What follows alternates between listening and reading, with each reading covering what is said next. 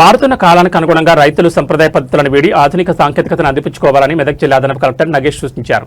కొల్చార మండలం పోతనశెట్టిపల్లిలో నిర్వహించిన ప్రజాపాలన ప్రగతి ప్రణాళిక 99 రోజుల కార్యక్రమంలో భాగంగా రైతు వరం సమావేశం ఘనంగా జరిగింది. ఈ కార్యక్రమానికి ముఖ్య అతిథిగా హాజరైన ఆయన వ్యవసాయ రంగాన్ని లాభసాటిగా మార్చుకునే మార్గాలపై రైతులకు దిశానిర్దేశం చేశారు. పోతనశెట్టిపల్లిలో జరిగిన ఈ సమావేశంలో వ్యవసాయ శాఖ ఏర్పాటు చేసిన వివిధ స్టాళ్లను అదనపు కలెక్టర్ నగేష్ పరిశీలించారు.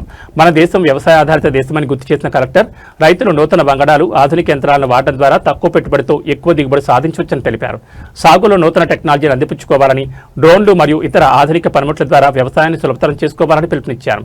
వ్యవసాయ శాఖ అధికారులు క్షేత్రస్థాయిలో రైతులకు నిరంతరం అందుబాటులో ఉంటూ నూతన సాగు పద్ధతులపై అవగాహన కల్పించాలని ఆదేశించారు. 99 రోజుల ప్రగతి ప్రణాళికలో భాగంగా రైతుల సమస్యలు నేరుగా తెలుసుకుని పరిష్కరించడమే ఈ రైతు వరం ముఖ్య ఉద్దేశమని అధికారులు వెల్లడించారు. ఈ కార్యక్రమంలో జిల్లా వ్యవసాయ అధికారి దేవకుమార్, స్థానిక తహసీల్దార్, ఇతర ప్రజాప్రతినిధులు మరియు పెద్ద సంఖ్యలో రైతులు పాల్గొన్నారు.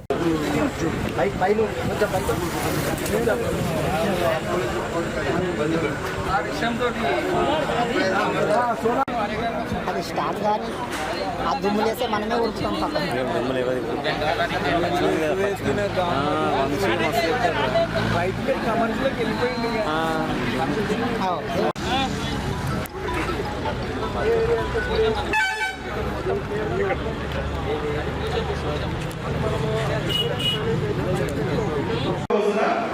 ముఖ్యంగా రెండు అంశాలు, ఒకటి వ్యవసాయంలో యాంత్రీకరణ అండ్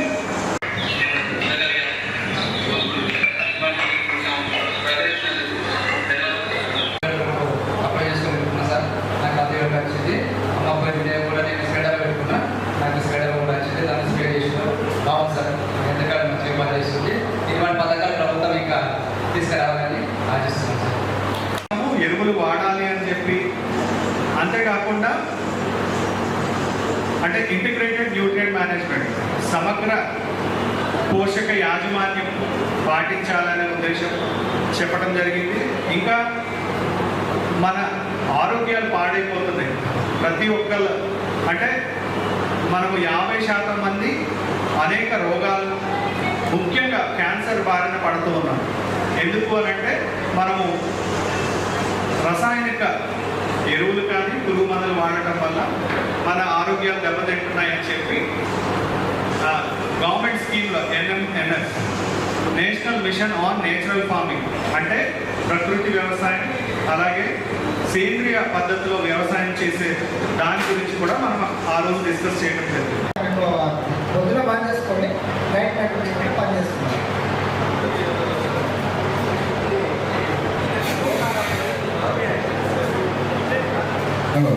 సోలార్ అనేది కేవలం సూర్యుడి మీద మాత్రమే ఆధారపడి ఉంటుంది. ఇందాక నేను చెప్పాను, క్లీన్ అండ్ గ్రీన్ ఎనర్జీ.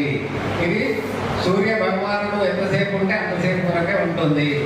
మన దగ్గర సుమారుగా ఉదయం 6:30 నుంచి 6:30 చెప్పలేదు కానీ 7 కన్ఫర్మ్, 7 నుంచి సాయంత్రం 7 వరకు మీ మోటార్ ఖచ్చితంగా పనిచేస్తుంది.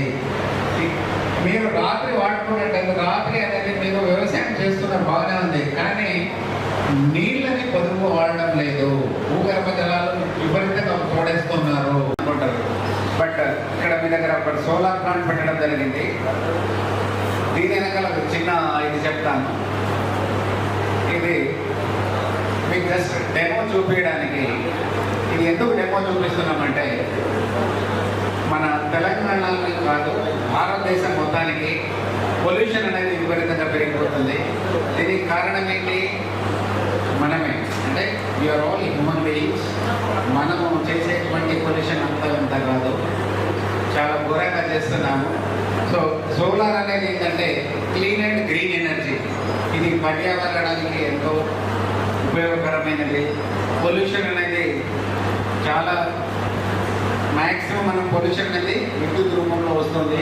అది ఎలాగంటే, మనకు జనరల్గా విద్యుత్ అనేది థర్మల్ అంటే బొగ్గు నుంచి వచ్చేది. మనం వాడే ఏదైతే విద్యుత్ ఉందో ప్రతిదీ బొగ్గు పైన ఆధారపడి ఉంది.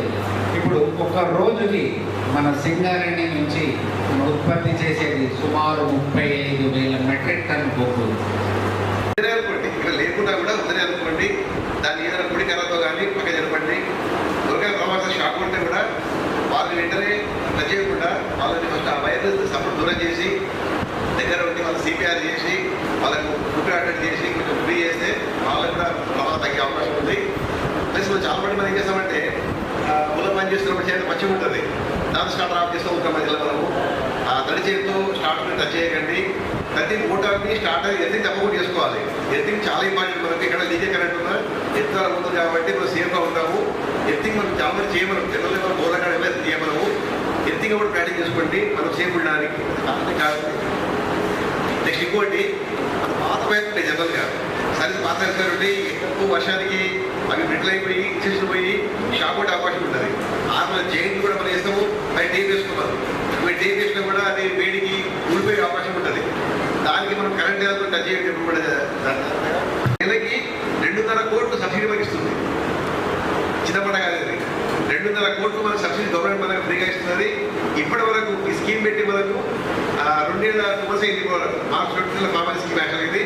ఒక్క మన డిజైన్కి అంటే మన డిజైన్కే 35 కోట్లు మనకి గవర్నమెంట్ మనకి ఇచ్చింది. మనకు చాలా పెద్ద అమౌంట్ ఇది. గవర్నమెంట్ చాలా మనకు ఆదుకుంటుంది. వాస్తవానికి ఈ అమౌంట్ పేదవాళ్ళు ఇంకో రకంగా వాడుకోవచ్చు, వేరే దానికి వాడుకోవచ్చు, పిల్లల ఎడ్యుకేషన్ వాడుకోవచ్చు. కాబట్టి మనకు మంచి అవకాశం ఇది. రేపు కనుక ఎక్కువ వాళ్ళు కనుక ఆది స్కీమ్ వచ్చేస్తే మనకి ఇంకా ఇన్కమ్ వస్తుంది. మనకు ఇది ఫస్ట్ మిగులుతుంది, ఇన్కమ్ ఎక్స్ట్రా వస్తుంది. మనకు మంచి స్కీమ్ ఇది. ఉండేటప్పుడు ఇబ్బంది పడతారు, మన ప్రాణాలు పడిపోయిన సంఘటనలు ఉన్నాయి. అలాంటిది స్ప్రేయర్స్ ఇప్పుడు స్ప్రేయర్స్ కూడా వచ్చాయి. ఇప్పుడు మనం చూస్తాం డ్రోన్ స్ప్రేయర్స్ అంటే ఒకటే స్ప్రేయర్ ఒక 5 నిమిషాల్లోనే ఒక ఎక్కడ చల్లేస్తుంది. అదే ఎక్కడ చల్లాలంటే మనం గంట పడుతుంటాయి, దానికి చాలా ఇబ్బంది పడుతుంటాయి. అది మొహమే తిరుగుతుండే ఆ మందులు, ఆ ఫెర్టిలైజర్ కావచ్చు, పెస్టిసైడ్ కావచ్చు, తర్వాత అనారోగ్యం ఉంటాయి. మన గాలి ద్వారా మన ముక్కు ద్వారా మనం పోతూ ఉంటాయి. ఇలాంటి ఇబ్బందులు ఎదుర్కోకుండా మనం ఆటోమేషన్ ఏ విధంగా ఉపయోగించాలని చెప్పేసి వివరించారు. దాని డ్రోన్ ఏ విధంగా పనిచేస్తుందో కూడా మీకు చెప్పడం జరుగుతుంది. అదేవిధంగా సోలార్ సంబంధించిన ఇష్యూలో కూడా మీకు చెప్పడం జరిగింది. సోలార్ మనం ఒక్కసారి ఇన్వెస్ట్ చేసినట్లయితే దాన్ని చెప్పారు 80 సంవత్సరం వరకు దాని మెయింటెన్స్ ఉండదు. అదే మిగతా అంటే మనకు ఏదో ఇంజన్ పంప్ సెట్ మామూలు పంప్ సెట్ పెట్టుకున్నాం అంటే ఎవ్రీ ఇయర్ మనం కొంచెం కాలం రాగానే ఖరీఫ్ రాగానే మనం ఏం చేయాలి, వాన పడ్డదానిగానే మనం దాన్ని పూడ్చాలి, సర్వీస్ చేసుకోవాలి, పోవాలి. దాని ప్రకారం మీకు ఉన్న చిన్న శాతంలోనే ఎక్కడైతే నువ్వు మోటార్ వేసుకుంటూ ఆ మోటార్ని షెడ్ చేసుకున్నట్టయితే నీడగా దొరుకుతుంది. అదేవిధంగా విద్యుత్ వస్తుంది. ఆ విద్యుత్ మీ మోటార్ పంప్ బుక్ చేసుకోవచ్చు. దానికి సంబంధించి మిగిలిపోయినట్టయితే మనం డిస్కౌంట్ వల్ల కూడా అమ్ముకోవచ్చు. అర్థమైందా? అంటే మనకు విద్యుత్ ఆదాయం ఉంది. విద్యుత్ నీకు ఆదాయం కాబట్టి నీవు ఖర్చు పెట్టి మిగిలిపోయినట్టే. ఏదైతే ఖర్చు నీకు తగ్గిపోతుందో అది సంపదగా పాల్గొంటుంది. గత 4 రోజులుగా మనం రైతు వారోత్సవాలు చేసుకుంటూ ఉన్నాం. మొదటి రోజుగా వ్యవసాయ శాఖకు సంబంధించిన ప్రత్యేకమైన దినంగా వాటికి వారి యొక్క సూచనలు, వారి యొక్క అవేర్నెస్ ఇవ్వడం జరిగింది. తదుపరి మరి హార్టికల్చర్ ఉద్యానవన శాఖ వారు కూడా అవేర్నెస్ ఇచ్చారు రైతులకు. మరి నిన్న కోఆపరేటివ్ సహకార సంఘాలు కావచ్చు, మార్కెటింగ్ శాఖ కావచ్చు, వ్యవసాయ శాఖ సంయుక్తంగా కూడా మరి రైతులకు, జిల్లాలో రైతులకు అవగాహన కల్పించారు. మన గౌరవ మంత్రివర్యులు పంపించారు, గౌరవ ముఖ్యమంత్రి సూచనల మేరకు. మరి దానికి మనం ప్రౌడ్గా ఫీల్ కావాలి.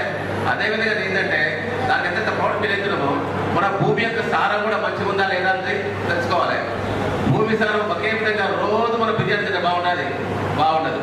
వ్యాపారం రోజు ప్రతి చేస్తుంది బిర్యానీ కూడా. అదే రోజు కూడా మనం కాకాయ కూడా తినలేము. అవునా? అంటే మార్పు చేయాలి. పొద్దున తిన్నదే మా ఫ్యామిలీలో చెప్తున్నాము. అవునా? అది కాకుండా మనం నిత్యం 365 days అదే ప్యాడీ పెడితే మనకు బాగుంటుందా? భూమిని మనం జాగ్రత్తగా చూసుకుంటే అది మనం చూసుకుంటుంది. భూమిని కాపాడుకుంటే మనం కాపాడుకుంటుంది. భూమిని క్షేమంగా చూసుకుంటే మనకు కాపాడుకుంటుంది. భూమిని మనం గౌరవిస్తే మనకు గౌరవం ఉంటుంది. భూమిని గౌరవించాలన్నా, క్షేమంగా చూడాలన్నా ఏం చేయాలి? మనం భూమిలో మనం ఏం చేసేది, మీరు చేసే పంట మార్పిడి రోజువారీ మన పొయ్యి మీద ఒకటే కూర వండుకుంటూ ఉంటుంది కాబట్టి అదేవిధంగా భూమి మీద కూడా ప్రతి సంవత్సరం అదే కనీసం 3 ఏళ్ళ కన్నా సార్లకి మనం క్రాప్ మారుతాం, మిక్స్ క్రాప్ వేద్దాం. తద్వారా ఏంటంటే భూమిలో సార్వత్రిక ఇట్లాంటి ఎరువులు, రసాయనిక ఎరువులు కానీ, ఈ పెస్టిసైడ్స్ కానీ లేదా ఇతర రసాయనాలు ఉపయోగించకుండానే పంట మార్పిడి వల్ల ఆ పంటలు చెప్పినటువంటి ఆ కొయ్యలు మిగిలిపోతాయి, ఆకులు రాలిపోతాయి, పంట పొట్టు రాలిపోతాయి. అవే మనకు ఎరువుగా మారిపోయి నత్రజని పిక్ చేసుకొని మనకు కావాల్సిన భూమి సారవంతమవుతుంది. మనకు ప్రత్యామ్నాయ విద్యుత్తు, అదేవిధంగా వ్యవసాయ ఆటోమేషన్, మెకనైజేషన్ ఈ కార్యక్రమం ఈరోజు చెప్పడం జరిగింది. ఇట్టి కార్యక్రమం ఈరోజు కోటంశెట్టిపల్లి గ్రామంలో, తులచార మండలంలో మన రైతు విత్తనం జరుగుతున్నందుకు ఈ కార్యక్రమం విచ్చేసిన నాతో పాటు హాజరవుతున్న ముఖ్య అతిథి డిఓ గారు, అదేవిధంగా హెడ్ కోడ్ డిఎం గారు, మరి డిస్కమ్ ఎస్టీపీసీఎల్, డిఈ ఆపరేషన్స్ టెక్నికల్, స్థానిక తహసీల్దార్, మరి సర్పంచ్ గారు జరుగుతున్న ఈ సభ, అదేవిధంగా మీ ఏడీఏ మరియు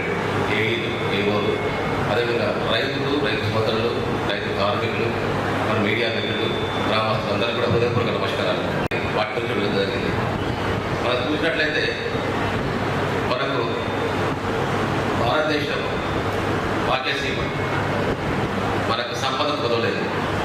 తెలంగాణ కూడా చాలా మంచి సంపద ఉన్నది కూడా భౌతిక సంపద కాదు, అదేవిధంగా సహజ సంపద చాలా ఉంది. ఇంతమంది మన పాటను జయ జయమో తెలంగాణ జనని జయ కేతన మరి ఆ పాటలో ఉన్న దాని యొక్క చూసినట్లయితే కూడా మన తెలంగాణ గొప్పతనం అవునని తెలుస్తుంది. ఆ తర్వాత మెదక్ సీమ గురించి కూడా మనం గతంలో 2007లో పాట రాసుకున్నాం. మెదక్ సంబంధించి భారతదేశంలో జయ జయ తెలంగాణ ఆ పాడినప్పుడు చెప్పాను. మెదక్ జిల్లా సంబంధించి ఒక పాట ఉంది, 2 నిమిషాలు గవర్నమెంట్ అది చెప్పిస్తారు మీరు. మరి తెలంగాణ అనేది ఒక రాష్ట్రం. మరి ఈ రాష్ట్రం అంతా సైజుగా లేని ఒక దేశం ఉంది, నెదర్లాండ్స్. నెదర్లాండ్స్ ఈవెన్ తెలంగాణ రాష్ట్రం అంతా కూడా లేదు. అది వ్యవసాయంలో అత్యధికంగా మరి వ్యవసాయం ముందుంటుంది. అంటే శాస్త్రీయంగా రోజువారీగా ట్రాన్స్ఫార్మ్ అవుతుంది.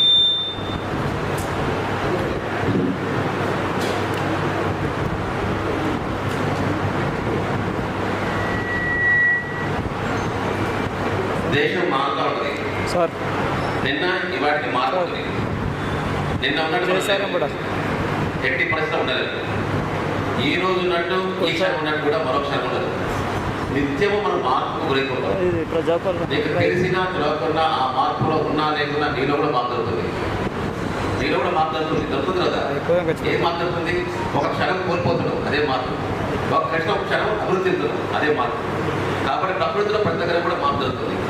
అందులో భాగంగానే మనం ట్రెడిషనల్గా అంటే పాతకాలము మన పూర్వీకులు ఉన్న వ్యవసాయం గురించి మాట్లాడుకున్నప్పుడు అప్పుడు మొదట్లో మనం ఏం చేసాము చెప్పాలి ఇంతకుముందు డిఓ గారు.